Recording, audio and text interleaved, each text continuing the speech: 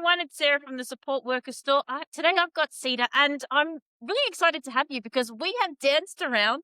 We've never actually met each other virtually, and you've got one hell of a story. And I'm really excited to share with everybody tonight. So, can we get cracking right into it? Can you tell us a little bit about yourself?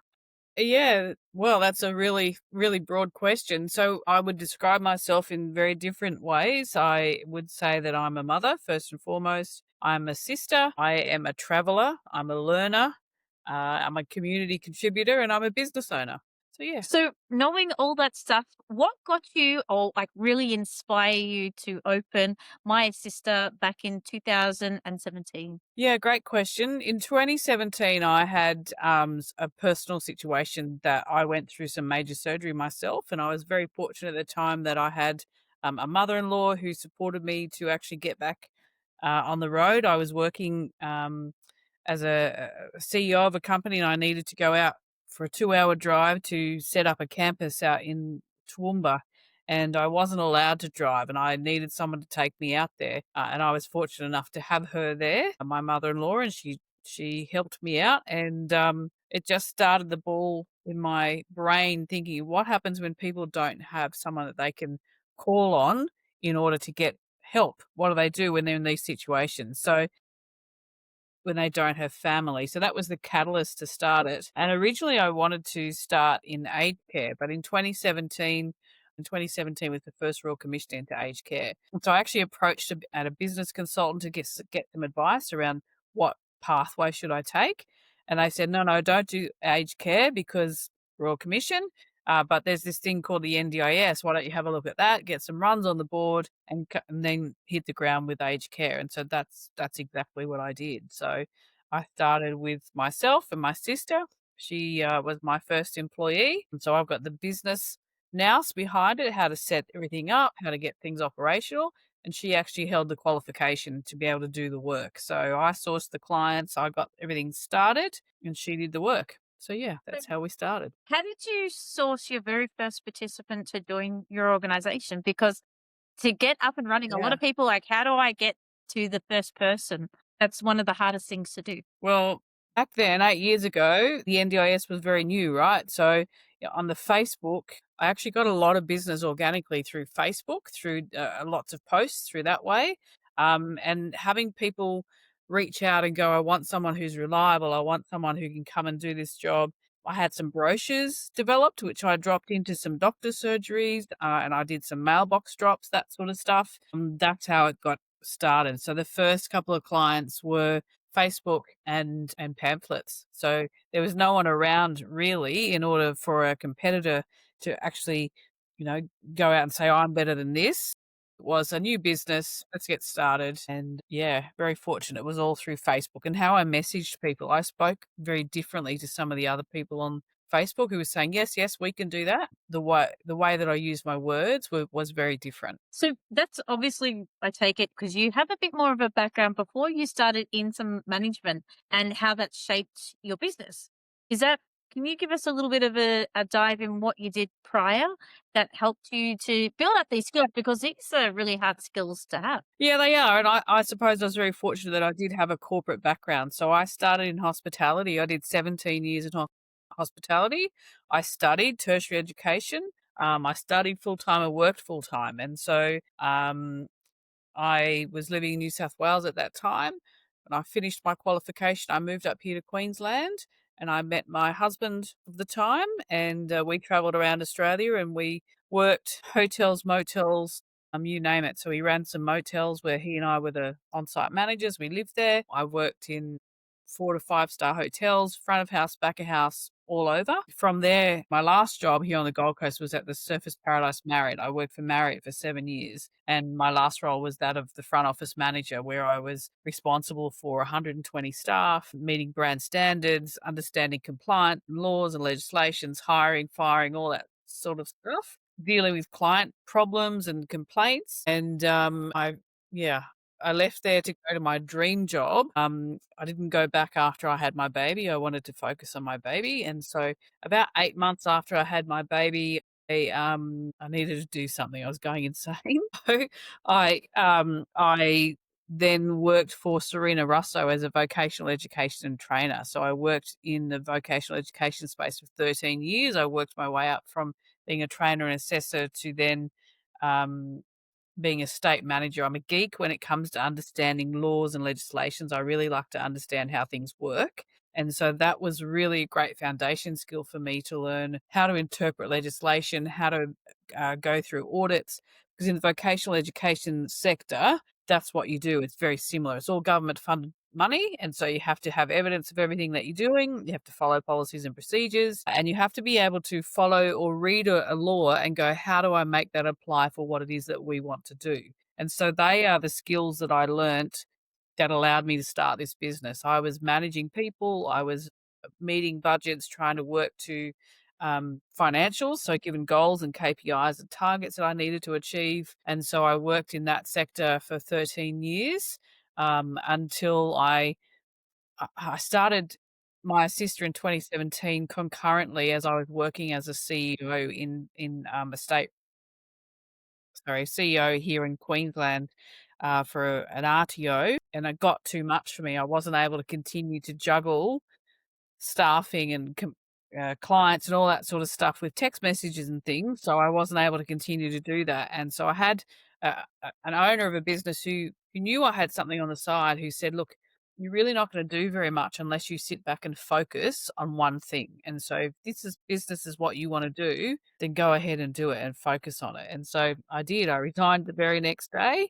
and, that was 2021, and then that allowed me to then progress my sister to where we are today. So in 2021, we had 12 staff, and I think the turnover of the business was maybe 150 grand.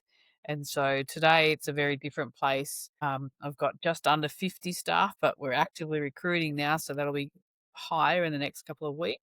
And we're at $4 million in revenue. So it's a very big jump, but the business skills that I've learnt about not having a reliance on one particular thing that we do, but by diversifying and having different things that bring in money is something that I was very passionate about right from the very beginning, and that's been in the business plan all the way forward. So those are the skills that I learned from a corporate background that I've brought in to run a business for myself.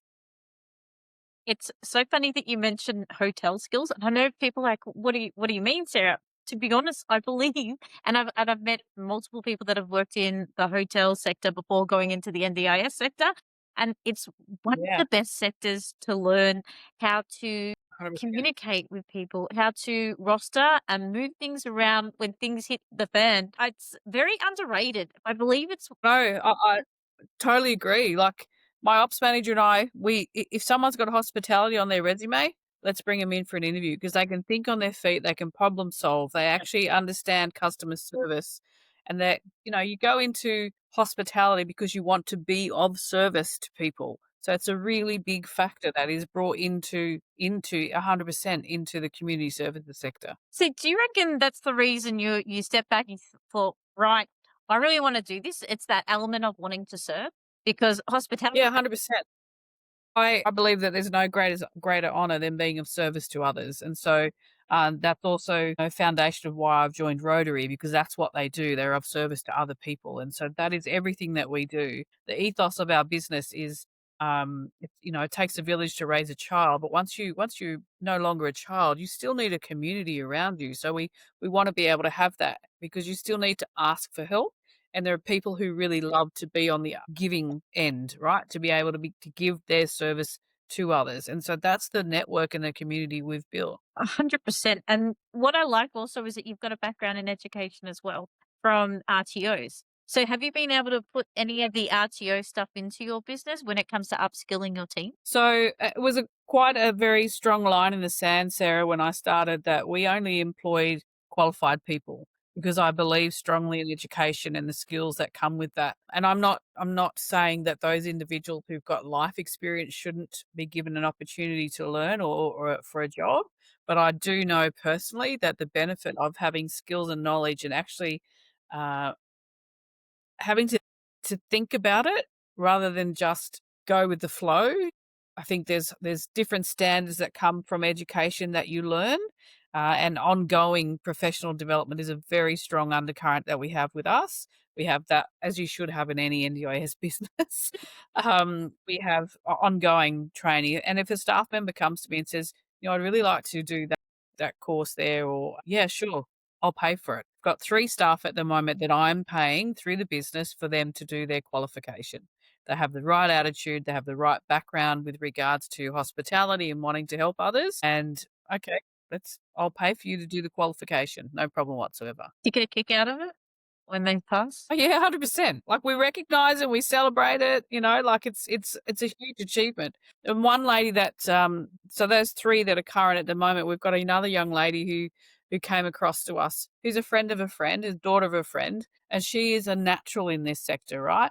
But her background is that she never finished school because she has learning disabilities. She's dyslexic like you, and so she had trouble in reading, and so we actually supported her to get that qualification. She is a natural, and she's one of the best employees that we have, but we really wanted to make sure that she was recognized and got the piece of paper, and so that took her a little while to do it, but, you know, if we can help her to learn more and to give her, what's the word, some gravitas behind what it is that she's doing every day that will help her into the future, let's do it. We are very lean. Yeah. So I speak about this all the time. We are very lean. So there's me, I have an operations manager, and I have a couple of people now who help me from offshore. One's offshore, she does compliance and she helps me as a VA. Yeah. And then I've got a care coordinator who operates our Department of Veteran Affairs clients and our home care clients, and that's it. Then we've got frontline staff. That is it. So we don't have this huge, big plethora of staff. Everybody is multi-talented and multi-skilled. I needed help. So when I went from growing in 2021, I got to a point that I was making mistakes, and I was very fortunate that one of the very first support workers that I employed came to me and said, "Look, I've just enrolled in a qualification to do HR. Do you think there might be a job for me when we go through to aged care?" She's now my operations manager and she runs the business. So I'm very rare in the office. We obviously we catch up every day, we talk every day. She runs it. So Was that a she Was it a fluke, or was it like this person just had the right skill sets, but it's also the right attitude as well to grow a business? Because it isn't like you can have all the skill sets, but if you're not the right one and the right passion to want to love your business, it's very hard. Yeah, correct it is. 100% you're correct. You've got to want to. And for me, it's not wanting to have riches and all these sort of things, because again, in the NDI sector, there's not a lot of that around, but it's about how can we help more people. And so we do it slowly, we do it gradually. We haven't, and I'll be very honest, we don't have hundreds and hundreds of clients. We have maybe 40 support coordination clients, and the rest I've got maybe just under 20 other EIS clients, but they're all 24-hour care. Like 6 of those are 24-hour care, and so that's where there's a focus, right? So we specialize in providing the one-to-one, and so we found our niche and we've just stuck with it. So we do have a history where we've tried different things, where we've had clients say to us, in particular, transport as an example, we can't get a taxi and they cancel all the time. And so we've tried to do different things to help people, but it hasn't worked. Like, it hasn't been viable financially. It hasn't got off the ground. It hasn't, we've had people push back from plan managers and that sort of stuff. So I would say, even though we've been in business 8 years, it's only now, maybe 2 years in, or 2 years later, that sorry, like from 2 years ago, that we've gone, right, let's just focus on the one-to-one stuff. Let's just make it what we do, and we'll only do that. And so that's where we're at now. So you have to be flexible. You have to be able to adjust. The business plan is not set in stone. You have to be able to go, right, this isn't working. How can we do something different to make it better? There's also that nice feeling because I come from a background of one-to-ones and doing one-to-ones and supporting people Yeah, one-to-one and 24-hour care. So we're speaking the same language, and there is this really nice yeah, feeling because it's having like a whole life approach for somebody, especially in 24-hour care. You get correct. to see a lot of stuff and you learn very Yeah, quickly about how I was actually talking about this the other day, how quick life can change. And I feel like anybody that's provided 24-hour care to somebody that's had a stroke, for instance, how life changes so very quickly and how it's adjusting from exiting hospital to going into home because it isn't the same what it was beforehand. And as providers, we're entering into something that's completely new for them as well. Yeah, it's I've got a soft spot there, 100%. In the earlier days when you started, was there any really big challenges for yourself? There's yeah, there's always been big challenges, for me personally, do you mean, or as a company? You pick. I'm easy. Either either. What Look, the biggest challenge I think most business owners have if they've never had their own business before is, the imposter syndrome, the thought around how am I going to pay my bills? I'm losing money. What am I doing wrong? All of those factors combined, it's not just one period in time. Those are constant. They go up and down, up and down. And so you have to learn to be resilient and you have to learn to find people that you can trust and rely on and seek advice from because I don't have all the answers. I've got, the operations manager. She's been in the sector a very long time, much longer than I have. So I need to have people who are experts at what they're doing, and I'm just facilitating what we're doing.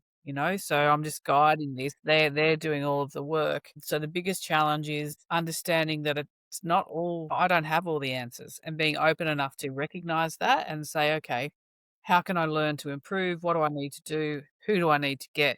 And understanding that moving forward. The imposter syndrome in this sector is significant. yeah. You've got a lot of people that come into the sector who've never worked or had a business themselves, and so very quickly they get a business that's turning over quite a lot of money, and then they go, "What am I doing?" It's very common. So how did you work on your imposter syndrome? Because I'm probably the first to Still there, dude. It's still there. It's still it is there. hard. I look at people in the sector and go, wow, what are they doing? How can I be like that? And then I go, well, actually, do I want to be like that? Not really. Do I admire them for what they're doing? 100%. But that's not me. We just need, and that's where you got to go, okay, I need to just bring it back. What is it that we want to do? What do I, that sort of stuff. And that's the hard part because you see all these people who are doing such wonderful things and go, I want to be like that. And you just go, yeah, I'm not. I just make a difference in my little part. Did you have to network your way to get what I call business besties, people that you can call up in this sector and go, right, I'm having a bit of a tough time. What would you do and how would you do it? Do you have a collective of people? I do, and it's a really great question, Sarah, because in 2018, tried to get a networking collab going, right? And I Facebook put all these posts up. Yeah, yeah, we'll be there, we'll be there, we'll be there. And no one came. That happened a couple of times, and then I just gave up. It's very different now because where I come from in the hospitality, you had networks and you had regular meetings about. Flick back to that. What was your average room night last night? What did you achieve? What was your occupancy? And you shared all of that. And everyone was so parochial and they didn't want to give out any information because they thought that you were going to take their client. I've always had a network that for people that I don't suffer fools lightly. I have a big BS register radar. And so when I meet people, if I don't gel with them, if I can't see that there's a genuine connection there and what they're doing is congruent with what it is they say they're doing, it's very hard for me to actually be friends with those people. So the people that I have met in the sector that I do connect with, and there are some really great ones, particularly locally, I've been very fortunate that, yeah, we can ring up each other and go, hey, as an example, last month, hey, we're doing some manual handling training. Can I borrow your hoist? Right? Can we come and pick up your hoist? Yeah, yeah, no problems. And so it's about developing trust. So you've got to do what you say you're going to do, follow through with that. That's how that has come about. The networking hasn't been intentional. It's about because I'm not a very good networker. I don't like to stand up in front of like to walk into a room that I don't know anybody around. If I've got to stand up and talk in front of somebody, I can do that if I'm prepared, but I can't walk into a room of people I don't know and approach someone and go, "Hi, I'm Cedar. Who are you?" That sort of stuff. It's really uncomfortable for me. So I tend to stand on the outskirts Yeah. and then I just cozy to a couple of people, and I've been very fortunate that those people have been really good people. I've been very lucky to come across some really good ones. But again, then you get introduced to others and you go, "Oh, yeah, I really like you." So the introductions from others has been really good as well. Uh, and so, yeah, I think you need to be open all the time to being introduced to people and asking the right questions and just being Nice. genuine. I'm actually surprised by that because I have seen your presence online before. This is not the first rodeo that I've seen you. So to hear that, I'm actually surprised to hear that because I thought it might just be something that comes naturally because you have a background of teaching and hospitality and getting up and talking to people when it is uncomfortable. It, yeah, wow. Sorry. You've taken me by surprise. Can do it. I can do it. But if you remember when you reached out to me about coming on, I said, what's the theme? What are the questions, right? Yep. I need to know, I need to be prepared. So I can't I'm not good of just going off the cuff. Oh, good. So I need to be prepared. So that's the difference, right? And so when you walk into a networking environment, it's very difficult because you don't know what's gonna happen. And yeah, so even last week at the SIL function, the welcome drinks, I don't know if anyone who watches this will see, but I actually sat in the corner on a chair by myself for quite some time just to watch what was going on, and I had people come over to me to chat, but that's that's who I am. Unless I have to turn on for to be on stage or to talk or to, right, this is who I am today, this is what I'm gonna be. Yeah, no, I'd rather sit back and just watch. Were you people watching? Yeah, I'm a big people watcher. Oh, 100%. I love it. Love it.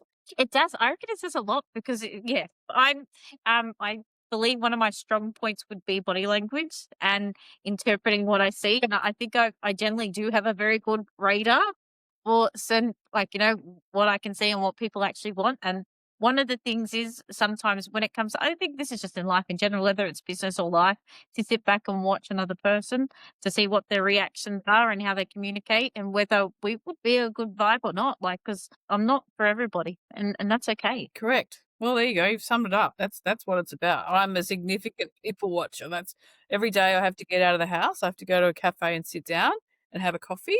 Otherwise, I go insane, right? But I do it because I'm out. I'm with other people I can see and I can watch. That's what I enjoy. Have you ever in this journey felt like just giving up? Like, geez, this is so hard because it is hard. What we do is hard. The people that we serve, at times, they've got such, their life throws them some really complex things that happen in their life. Have you ever felt like giving up? Yeah, a couple of times. Yeah, 100%. When you mentioned before about someone's had a stroke and their world has changed, and so, that's quite difficult to go through, and I haven't had that, so I'm very fortunate, but we had a client that had an acquired injury, and yeah, and so I bent over backwards to help that gentleman, and we supported him for maybe 8 or 9 months, and it just came to a head, and I had to draw the line in the sand and say, "I'm sorry, I can't continue to work with you. We can't continue to support you. You're not working towards." Anyway, there's a whole big history around it. You're not working towards the goals that we had agreed on. And so, uh, the way that he spoke to me and my team, it really was like, I don't know if I can swear because Go I for do it. We're swear. adults. I said, "I don't know what the fuck I'm doing here. Like, Yeah. this is just ridiculous. Like, I've bent over backwards for this person." And threats of going to the NDIS commission, which he did. He went to the commission and I had a call 6 months later and, yeah, and when you have a client who rings you and you are shaking and you don't wanna answer the phone because your gut is so, "I do not want to talk to this person," but you have to because there's no one else to. That's when I go, "Why am I doing this? Like, why?" And so for the safety of myself and for my business, I had to go, "Right, I have to make an uncomfortable decision here." And again, yeah, when you make financial decisions that don't work out and you just go, "Wow, that was the biggest mistake that I've made. Where am I gonna find the money for that? Okay, what am I doing?" So, and that's when it comes back to resilience and having those people around you to go, "This is what's going on. What should I be doing?" Yep. It's very important. You've picked up on two very important things. And sometimes I find as providers, there's this uneasy feeling that we get like, I know I'm not the provider that can serve this person the best. Now I've got to make a really hard decision and break it to a person that, look, this is as far as we can go. Like, it's not, it's an uncomfortable decision to make. Every time I've made it, I've never had a regret about it, to be honest with you, because I know it was always in the best for the person that I served. Yeah, 100%. And you want to help so many people. Those, and this comes through life as well. You can only help those people who want to be helped. And so when you come across people who that you bend over backwards and you break your heart to do whatever it is that you can, and then they treat you, and your people like shit, Yes. it's like, I'm sorry, we can't do this. I've So I've always put the rule in place, and the rule was, if would never work with that person, neither will you. And the reason why I've always put yeah, that in place is because I know the boundaries, I know what's safe and I know what's not safe, and I've worked within plenty of plans, whether it becomes help or behavior support. Where are the boundaries and what is acceptable? Because if I can't, as leaders, we really do need to have safety on shift as a priority. So I, yeah, never and have same any. exactly what you're saying. It's not just physical though, too, right? It's also mental. Yeah, I don't wake up in the morning to do a bad job. So if I'm going to wake up and I want to do a very good job, I might as well serve people that I know that I can do my very best for. Yeah, yeah. Yeah, and we're very fortunate. A lot of our clients we've had for years and years and years, and so we're very grateful for that. But you just know, you get to a point Oh, where you you go, learn. "Yeah, this is Yeah. all." And you never make that Yeah, same mistake twice. And when you were talking about financial as well, if you didn't make some of these financial risks, you would never have learnt and figured out that that was not a area of expertise that you wanted to go down to. yeah, 100%. Would And you? so I'm very vocal for that now when I talk to new providers. So, and I've shared this story with multiple people as well. We lost $28,000 while we had a still house that sat empty, right? And it sort of got me thinking the balance sheet, you're going backwards and backwards and backwards. It's like, holy fuck, what's going on? What do I, and you really have to analyze it and look at it. I know there are a lot of people in this sector who are not looking at their P&L, they're not looking at their money coming in and out. I can tell you intimately off the top of my head what's coming in, what we're waiting on, that sort of stuff. But also, they need to be disciplined. So today was a payday for us, and so how we operate is we pay the staff. So this week, that all the money that comes in this week, half of that will be set aside for superannuation and the tax that's associated with the payroll that comes in today, and the remainder of that will pay for all of the bills. And then all of the money that comes in the following week, that accumulates for us to then to be able to pay the wages the following week. So you've really got to understand your cash flow, you control it, and make sure that it works for you You to have a cash flow that works for you, do you bill weekly, daily to make that flow? weekly. Weekly. So again, today, Monday's our accounts day. So our weeks run from Monday to Sunday. And so Monday morning, our accounts person, she comes in and she turns the week over essentially in our system, and then generates all the invoices, sends them out, and then does the payroll every fortnight as well. Yeah. So it's every Monday like clockwork. We don't talk about this in our sector, but I really do believe it's very important to talk about that cash flow part, that we're making sure that we're billing consistently and ongoingly, especially with quarterly funding and how it's working, because Yeah. there is it can be quite easy to stuff it up. Yeah, and I'm hearing stories that people are folding because they're not making their commitments with super and tax and that sort of stuff. And that's simply a lack of knowledge and a lack of discipline. We've all got the same cash flow happening. So we've got a couple of other financial grants that we get that are paid 30 days in arrears. So we have to manage our cash flow because I'm paying staff for work that's being done today, but we're not going to get paid for that for 30 days. Yeah. So if you are not on that, you're not gonna survive. That yeah, you won't survive, especially not in this sector at the moment because it's so hard. And a lot of, like, especially with unpaid as well and debt collecting. Yeah. Is this something that you learned from your years of experience, or is this something that you had to learn from now? Because this sector, yeah, the way it rolls. It's a good question, Sarah, because I was actually I was drafting a service agreement. We've got a new client coming in and starting on with us on Friday, and I was going through the service agreement, filling that out in preparation for that. And we actually don't have a statement in our service agreement about debt collection. We have a statement in our service agreement that says we're going to invoice. We're going to ask you to pay this money. If you don't pay it, we're going to contact you. We don't have anything about debt collection. I've never had to do any debt collection, so I've been very fortunate that way. But again, that's because I'm on top of it. I'm looking at what's outstanding. It's not to say that I haven't written stuff off, which I have. Yeah, not significant amounts, because yeah. So the debt collection, I think, comes from when you are not aware of what's going on within your business, Yeah. and so you have to get to a point, again, having those hard conversations with stakeholders and stuff about saying, look, and again, I've shared this story as well. We've got a client that we support. Um, for us, and we his plan was running out. The second year in a row, his plan was running out. 2 months before the plan was due to run out, I sat down with his daughter, who is his nominee, and said, "Look, we need to make some adjustments to the roster because we can't continue to support him the full hours that we're requiring because you're not going to be able to afford it, right? And so I can't afford to continue to pay my staff and not be paid for it. So we need to come up and be flexible with how we organize this." And so she was very gracious with that. But you need to be on the front foot with some of this stuff. You can't wait until you've got 50 grand owing to you to then go, "Oh, maybe we need to speak to someone." You can't do it. 100%. It's all about communication, isn't it? Because you know it's coming. Yes. And because you know it's coming, Yes. if you can start planting those seeds that, this is coming, these are the actions that we have, so we don't get ourselves in a bit of strife. Like it's so I don't know. Just I thought that was easy. But anywho. Um um look, I'm pretty upfront as a person, so I really like to know what's going on, what's happening next, and this is, the expectations moving forward for us to provide really good care. Sorry. But I think it also comes down, Sarah, you said that you've been in the sector a long time, right? So you understand that.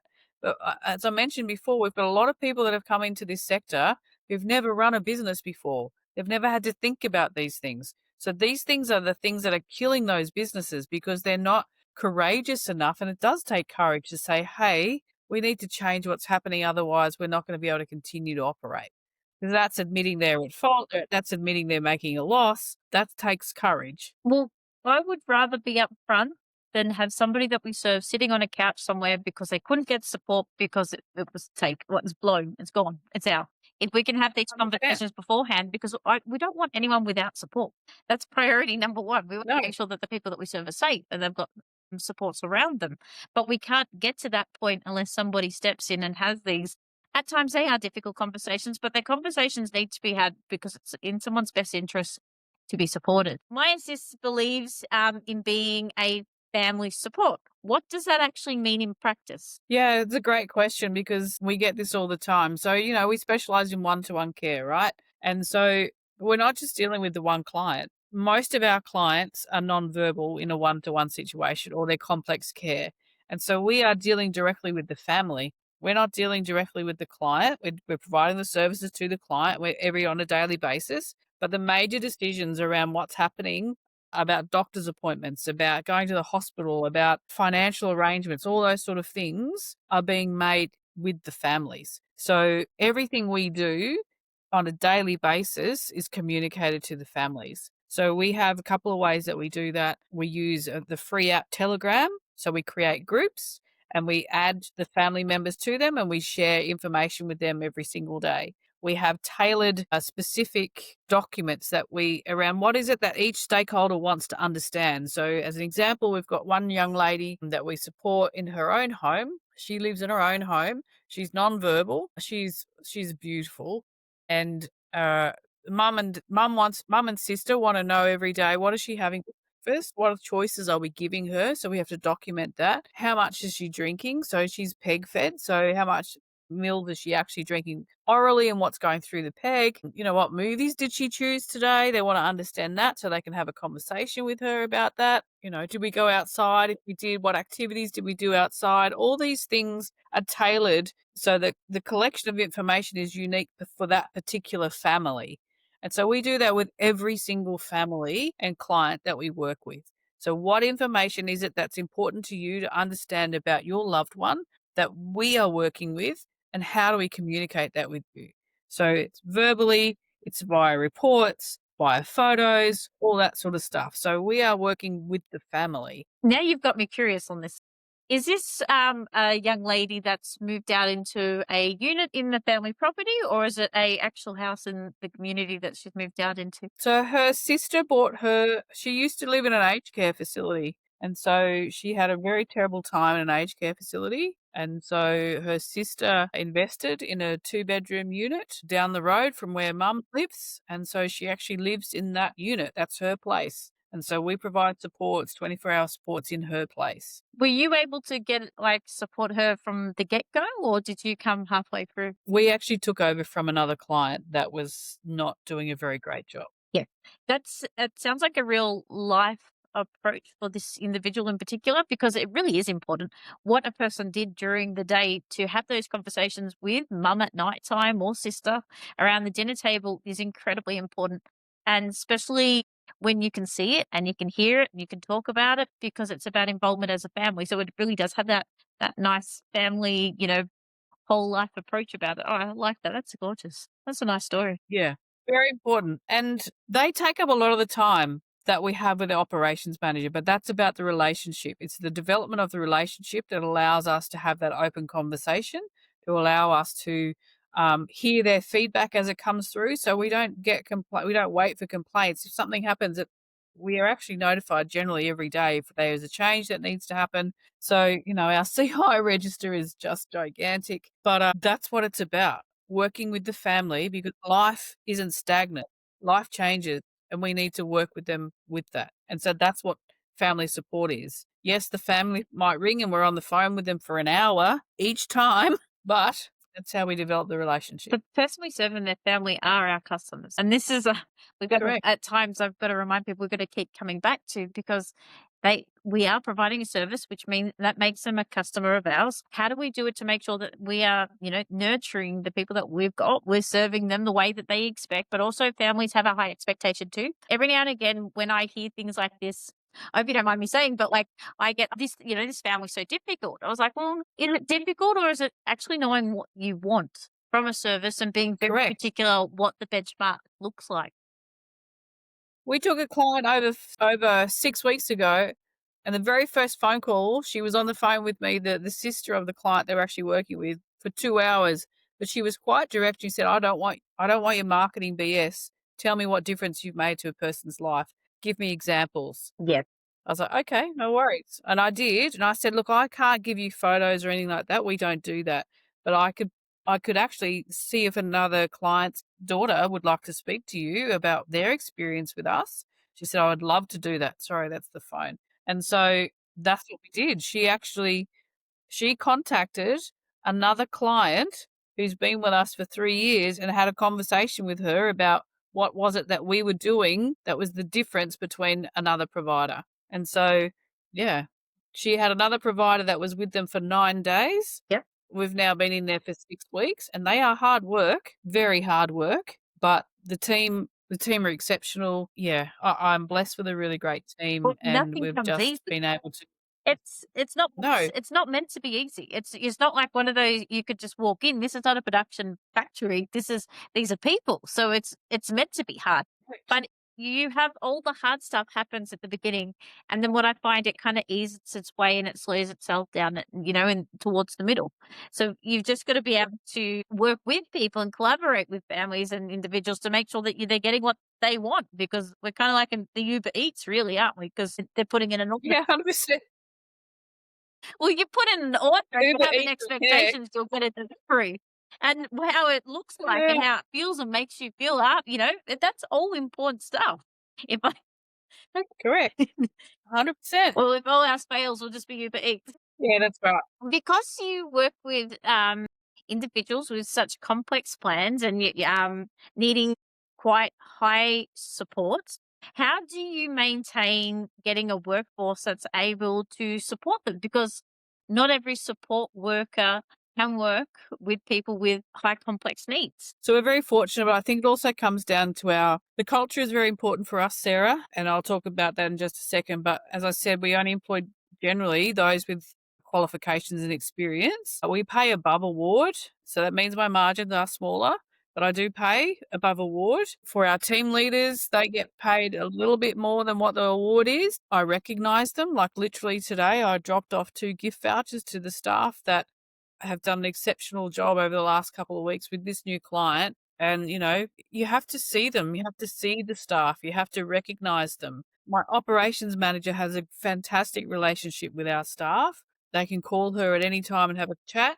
They all have my number. They can call whenever they want to as well. I think it's just being open and honest, genuine, transparent. Do you think And again, I wouldn't ask to do anything I wouldn't do. do you think it's because you've set the bench? Because when you pay above board, this is my idea of it. When you pay above board, it means that this is the benchmark. This is the expectations of service.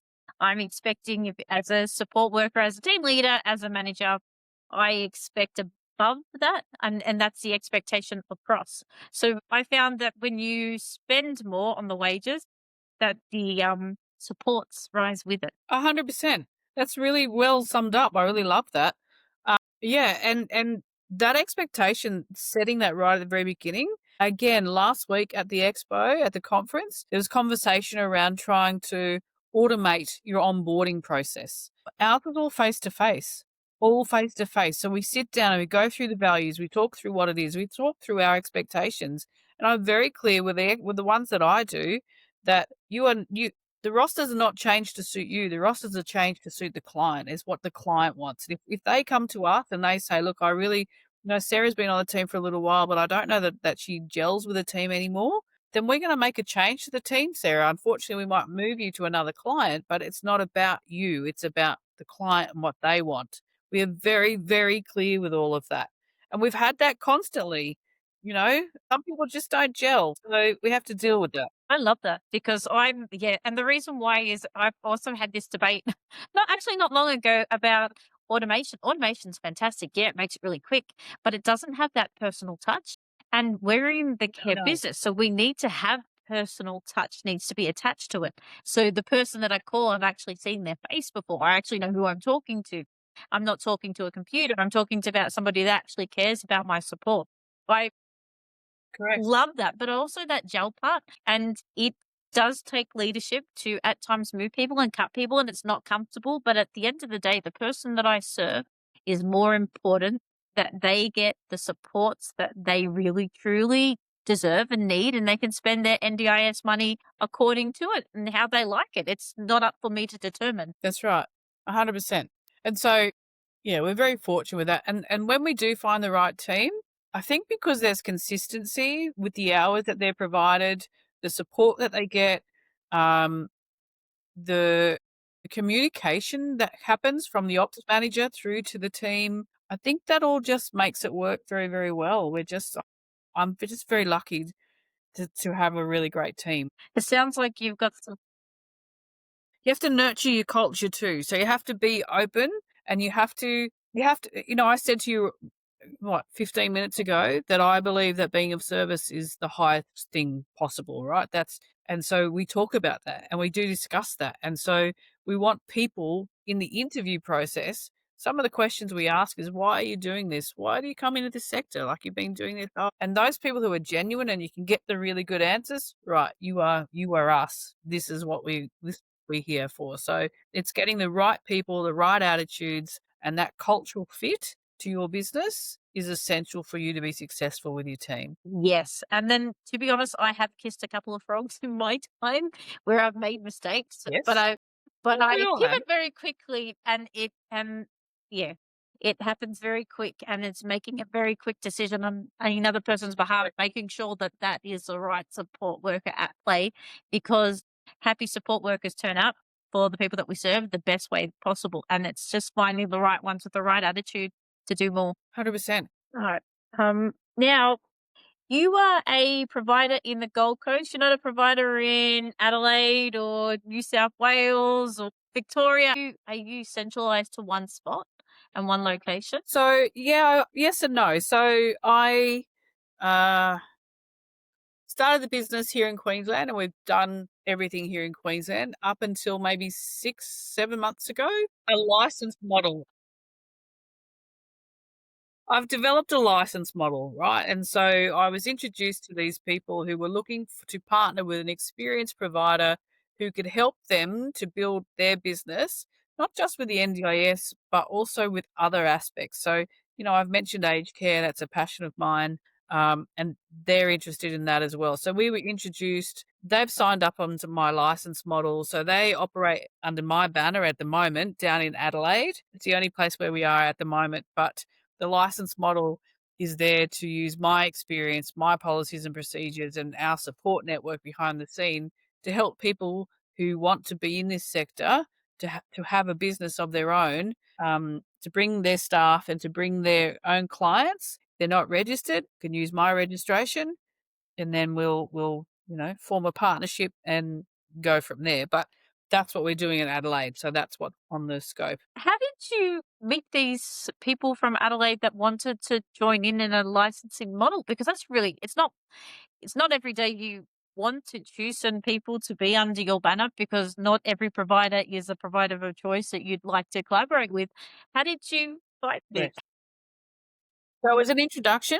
It was a very clear introduction by a mutual acquaintance, a mutual friend that we both know who's in the sector. And we spoke for about 6 months before anything was ever formalised either. So it wasn't something that was just very quick. It was about understanding who they are as a person and what they want to achieve, how it is that we could add value to each other, what are the opportunities into the future, that sort of stuff. So yeah, it was about 6 months before we actually signed any paperwork and then went, right, okay, let's make this happen. Was this so? It was a little bit by accident. It wasn't like something that you were seeking. Yeah. So, look, the person who introduced us knows what I want to work towards and achieve and just has a history of introducing people where they think they might fit really well. And so I know that they actually spoke to a couple of other people as well, other providers.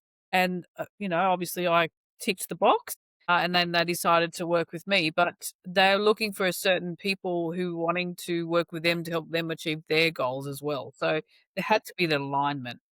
It was just and well, comes back to your networking, who you know, who you're supporting. Yeah, it's very hard to weed out what doesn't fit and what does fit with your values as well, because no provider, Correct. two providers are the same. So to get one on par with you, kudos to you. Well done. Like it's not easy. Yeah. No, it's not easy. It's not easy, but it takes trust, and we've been together a couple of times. I'm going back there this month, actually. Next weekend, I'll be down there. Yeah, so we're doing things together. Yeah, trying to get stuff off the ground. Did you ever predict this? Like if you look back to 2017 to now, did you ever predict that you'd be under this licensing model? No, no, but I'm trying to think strategically, Sarah. Yeah.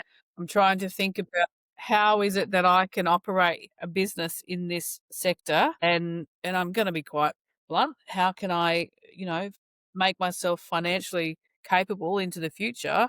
What skills, what is it that I've got that I could potentially monetize? Yeah. And that was it. Okay, we've done this. We know how we operate, and I know firsthand that there are so many people trying to get registered. It costs too much money. They don't want to go through the process, and then they're bewildered. They don't know. They don't understand how it all works, and they just need to find a partner or someone who has done it all, who can go, rightio. Here are the things that we know that work. Here's the support mechanism. Here's the systems that we use. If you get clients and your staff, you manage all of that. We'll help you manage everything from the back end. So was it Simple. completely different to your original vision that you've had? I think your vision never is stagnant. I think it needs to change and adapt. It's always been aged care, and I've still got two things that I'm working on that are related to aged care, which is my biggest goal. And they will take a lot longer. This is a big question. Are you ready for it? You ready? All right. The Okay, hit me. the key to business being sustainable and to be able to grow in the NDIS sector, what are your tips Yeah, the keys, tips. to growing in the NDIS sector? Yeah, yeah, I'm just trying to get in my head. So the tips would be open to partnerships and collaboration. I've got to say this right because every time we talk about this in our sector, we talk about you got to collaborate, you got to be open to partnerships, but then sometimes you're like, but who with? It's really hard. Who do I pick? How do I It pick is. them? Why they're not always aligning with me, and then sometimes you think that you've got it right, and then you're like, "Oh, that doesn't sit within my values." How have you been able to successfully do it? Because it's so bloody hard. So I've been around a little while now, and I've had experience in talking to people and being able to see whether or not they're genuine or not and what they are doing. There are a lot of people in this sector who talk a lot and the output doesn't meet what it is that they're saying. So if what they're saying and what they're doing match, that's your person. That's who you want to connect with. They are the people that you want to collaborate with. And I've just been very fortunate to, one, be introduced to them, or two, meet them throughout the years that I've been going to all of these events. And that's another thing. You need to be able to get out there and to meet people. You can't sit in your office all the time. If you want to build relationships, you actually have to be uncomfortable. I said I was uncomfortable in networking. I don't like it, but I've had some fantastic conversations with those one or two people that I have nudged up against in the room.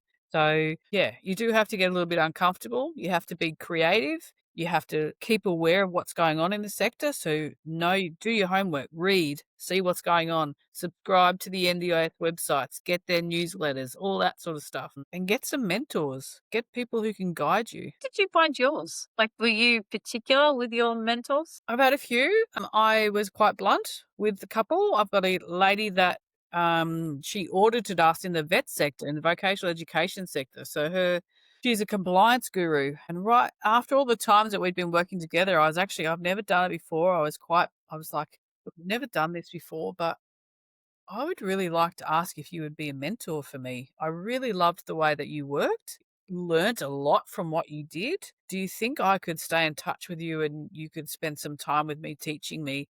And she was like, "Yeah, I was just going to say maybe we could connect afterwards." So it was just a mutual connection, right? And so asking, you need to ask. Business coaches, I've had several. I'm still with Paul Bryan, but I've had a couple leading up to Paul. Paul knows this sector. I had some that were business coaches from other sectors, right?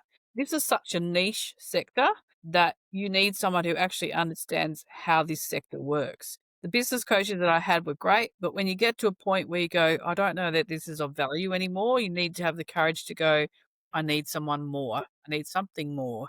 So it's, yeah, again, being courageous and knowing when you've got to take that next step. So you've had them. Has anyone asked you to be their mentor? Yes. How did you feel Yes. good? It is a lovely feeling. And I get a little bit overwhelmed with it again, like imposter syndrome quite stuff. But then look, I developed a course, an online course as well, because I was like, all these people are asking me, maybe I need to put something together. So I did. I developed a course. You did. But again, yeah, yeah, I have. It's called Indispensable Results. So if you want to have a look at it, I'll share it Oh with you. yeah, But 100%. I want to see that, but I'm not surprised. Like, geez, you're a powerful woman. Where do you fit this in? thank you. Yeah, that's the thing. I see bright, shiny things and go, oh, let's do that. And then, so no, I have to be reined back in. But I'm all about education and learning. So there are a couple of people here on the coast that, yeah, if they ring me and I have a question, I'm happy to have a chat with them about it. No problem whatsoever. And that happens quite often. So it's about people, if people want to learn and have the courage to reach out and ask for help, I'm happy to help them. But I've had people ask me to be a business coach and that sort of stuff. I just don't have the time to do that. Like, that's not what I specialize in. If you want to have a chat and have a coffee about experiences, that's my jam. But I don't want to guide you in how to run a business. Like, sorry.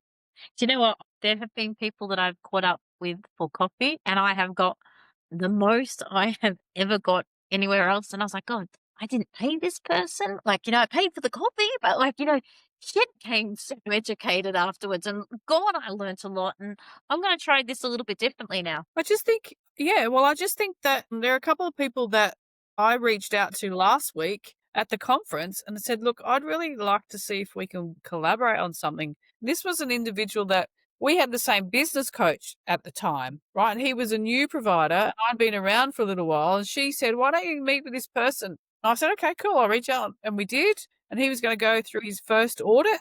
He was freaking out about it. Said, come and have a chat. Let's catch up. Show me what you got. And so we did.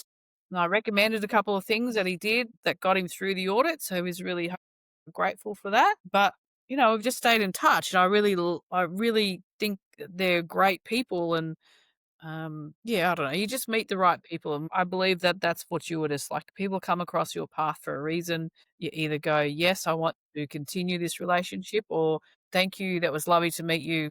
What's next?" With that, if you had a crystal ball, how do you see independents and small providers shape the future of the NDIS? I think they're very much needed. I think the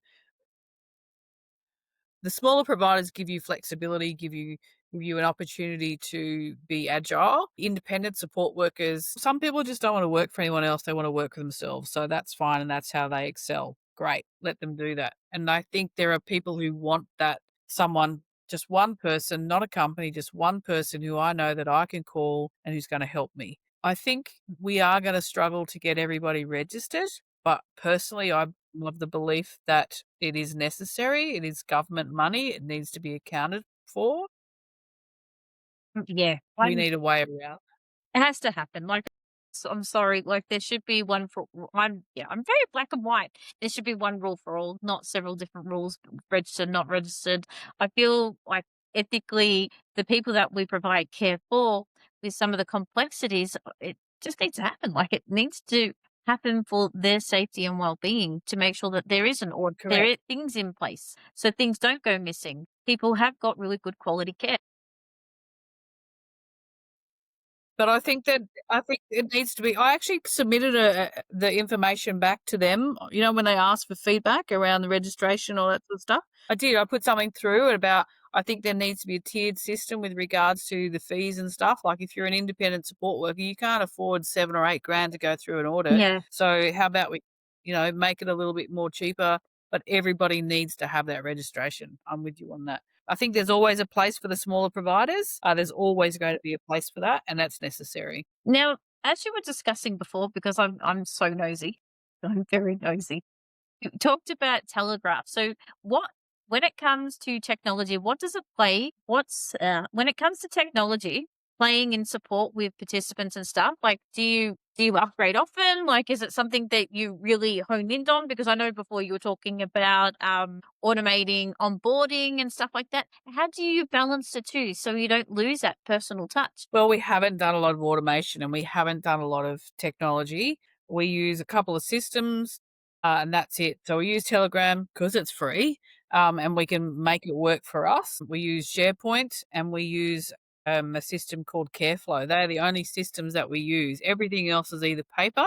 So all of the notes that the staff are doing on a daily basis that gets sent through to the clients is generally on a piece of paper that's been designed for them to fill out. We take photos and send that through. So there's not a lot of automation. I have checked, I've tried to get some stuff done with ChatGPT for my support coordinator with regards to filling out the service agreements and that sort of stuff. Put this line item in it, blah, blah, blah. I've got it to a certain point, but then when I had a chat with her about it, she said, "Oh, I'd really just like to still do it myself. I don't really need to put that data in." And I said, "Okay, cool." So that's as far as I got with that. Sometimes we overcomplicate it with systems, don't we? When it's actually quite Correct. simple. It doesn't have to be this Yeah. elaborate thing. Yeah, 100%. And so once you've got a process, like, and that's again, like once we know exactly. So when you onboard someone, we need these documents. We fill all these documents out. That's done. Great. The next step, we need these documents. Fill all them out. Done. So it doesn't have to be overtly complicated. And unfortunately, I shouldn't say unfortunately. I should say I'm very lucky. The team of people that I have, a lot of them are very mature. And so a lot of them find technology very challenging. So I don't want to have too much technology in there because it scares them and shit doesn't get done. Do you think also your participants, the people you said don't really give a shit, like what technology you have, it's more about the quality that you deliver? Correct. Yes. It's just 100%. really blunt there. 100%. Well, like our clients are nonverbal, so they might use technology to tell us what it is that they want, but that's it. Yep. We don't have to overcomplicate things. No. All right, so this is a bit more of a personal drive. I hope you don't mind because I'm nosy as hell. Running your Well, own business is really tough. What keeps you motivated to keep on going? Because I've heard like little snippets that you've got certain goals and things that you want to achieve. How do you keep motivated? Because it is really tough. It is really tough. There are days that I have really great levels of motivation and some days that I just go, "What the fuck am I doing? I wanna sleep. I just wanna stay in bed." Yep. But in saying that, I want to be in a position, and I am pretty much there, that I am financially stable, that I can choose what I want to do, and that's the goal that I'm working towards. So I want to be in a position where, because I'm 51, and so I want maybe in another 4 or 5 years, I wanna be at a point that I can make some things happen within the business, that I actually don't need to be in the business anymore, but I can still have what it is that I have. So that's my motivator.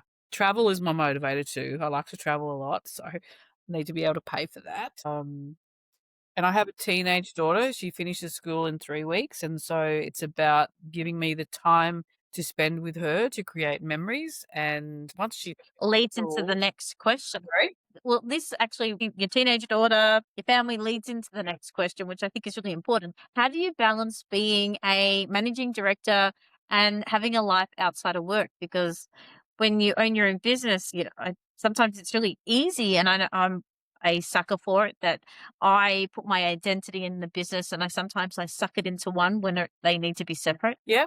And I think that is, I've had people say to me, "If you weren't doing this, what would you be doing?" And I just go, "I really don't know, because this is my baby. I've built it and I'm very proud of what I've achieved." How do I balance the times and stuff? I have a great team.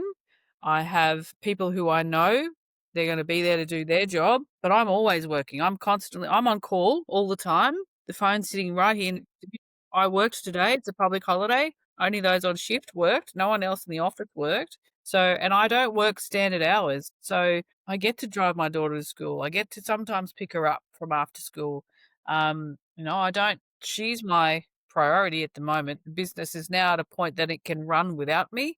And that was always the goal. I don't want to be in the business all the time. The business has to be able to run without me. That is so important to me. So that's how I make that work. But there are nights where I'm still working at 10 or 11 o'clock at night or 2 a.m. in the morning, right? You've got to find that balance, what works for you. I'm now in a position where my daughter will be finishing school, so I will not have those commitments again. So now I can focus on really nailing down what is it that I want to achieve with my next goals and focusing on that, because I don't have to be mum to do the school stuff anymore. So it frees up time. I'm lucky that I was able to find that balance. And I think you need to be able to be clear with what it is you want to do. Do you want to take your kids to school? So build a business that allows you to do that. It wasn't, I'm gonna make this assumption. It wasn't always that way to begin with. In the begin with, you had to hustle quite hard to get to where you are today. Correct. Yeah, I see. So 2017, I started MyAssista. Right. I was still working full time, right? So I wrote policies and procedures. I did everything. I've developed nearly all of our policies and procedures, right? So midnight, 2 a.m. in the morning, go to bed, get up, 6 a.m., school, run, drive an hour to go to work, all that sort of stuff. So yeah, for the first 4 or 5 years, it was hard yakka. And I'm talking, 80 hours, 90 hours a week, right? Doing two things. But now I'm at a point where, no, that's not what I need to do anymore. I've set it up so that it runs how I want it to run. You've got to hustle hard at the beginning, but it pays off in the long run. 100%. That's what I think a lot of founders or anyone that's had a business can really relate to that. It is hard. The first couple of years is really hard. It's not easy. Nothing's given. You have to work for it. Everything. You have to work for every point of it. And you're learning skills you never thought you'd ever do before. Like Correct. podcasting. I never thought I'd be a podcaster. It just it kind of spiraled. But I really Yeah, enjoy but opportunity. okay, and talking with you, Sarah, too, like, you can't sit still either, so you've always gotta keep yourself going, right? And I think that's also important. You have to recognize what keeps you challenged and keeps you going mentally. Yeah, because like you said before about what would you be doing if you weren't doing this? I'm like, oh God, well, I don't know. I would be driving somebody crazy, that's for sure. And I would be I can't sit still. And especially if you've got a vision and an idea and where you want to see it grow and develop. And that's exciting. Like it is your baby and you get to grow it. And the coolest thing about is when you have your own business is that you get to decide when and who and how and all those in betweens. The decisions come down to you as yeah, you're it. And I love it. That's right. Yeah, So 100%. if I had to by looking ahead, what's your vision for your company in the next 5 years? So I've got a couple of things that I'm working on, and if you've met me at a couple of functions, we've talked about these sort of things. I'm working on a project which is dementia housing. It's a passion project of mine, and so that's something I'm working on slowly. It takes a lot of time. There's a lot of stuff in the background for that. The license model has been something that I want to try and get up and running as well. So there's those two projects.